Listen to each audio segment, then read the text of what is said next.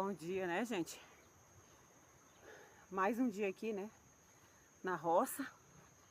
E esse meu dia hoje foi trabalhando. É que aqui às vezes tem muito esses matinhos aqui, né? Eu não gosto de ficar parada. E a gente tem que estar limpando as coisas, né? Porque a gente limpa e evita de cobra, de lagarta, de bicho, né? Então, sem falar muito, o salmo para você hoje é o 91, que diz: 1000 cairão ao teu lado, 10.000 à tua direita, e tu não serás atingido, porque Deus envia seus anjos para te guardar e para te proteger. Isso aqui, gente, não é suor não, é água, viu? Porque eu tô com muito calor. E esse salmo é para você, né? E vamos aqui ver, né? Eu tô capinando aqui, né? A estrada aqui.